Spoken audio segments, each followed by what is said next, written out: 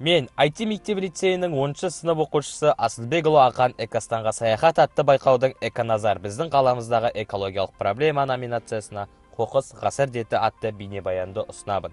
Күрделі мәселенің түп тамырларының бірі экологияда жатырғаны ешкімге жасырын емес. Себебі өмірге қажетті басқа қоғамдық, экономикалық, әлеуметтік ахуал бізде басқа өңірлермен салыстырғанда артық, болмаса кем емес.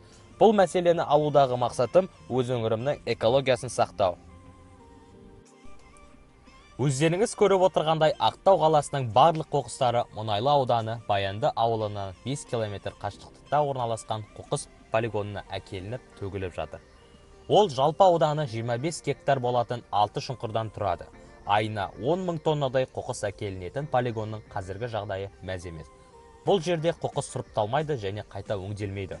Сондықтан өңделмеген қоқыстан адамның ағзасына әсер ететін түрлі микробтар, улы газдар мен бактериялар ауаға ұшатыны әлімсақтан белгілі.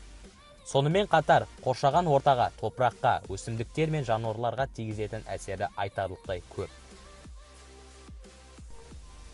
Адамзат барда еш уақытта таусылмайтын қор қоқыс. Ендеше полигондарда үйіліп жатырған қоқыс үйінділерін сұрыптап, жаңа өнім шығаруға әбден мүмкін. Қоқыс саласы бизнес көзіне айналу үшін қомақты қаражатты, жақсы дайындықты талап етіп тұр. Сондықтан бұл салаға кәсіпкерлік тәжірибесі мен капиталы бар бизнесмендер араласа алады. Ең кемінде 1000 шаршы метрден асатын қойма, қайта өңдеу цехтары, жоғары температураларда өртейтін пештер, қоқыс сұрыптауыш машина, темір арқанды аспалы магнит, жүк көлігі қажет. Күнделікті шығатын тұрмыс қалдықтарын сұрыптап, арнайы қоқыс жәшіктеріне салу, макулатура, шина және бөтелкелерді өткізіп, пайда табу әрі қоршаған ортаны қорғау әрқайсымыздың міндетіміз болуы тиіс. Неліктен біз қоқысты тастаймыз? Одан кәдеге жарайтын тұрмыстық бұйым жасаған 1000 есе артық емес пе?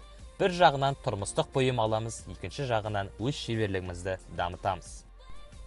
Сөз соңында айтарым, санасыз әрекеттердің салдарынан Ақмаржан қаламыздың күннен күнге қоқысқа белсесінен батып, сұрықсыз күйге енуіне өзіміз себепші болып отырғанымыз іштей қынжылтады.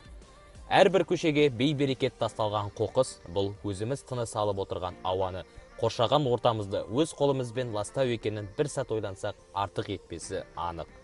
Ендеше өзімізге өзіміз қастық жасағанмен бірдей әрекеттерден аулақ болып, тазалықты сақтау ортақ іс екенін ұғынар кез жетті ағайын. Осыны естен шығармайық.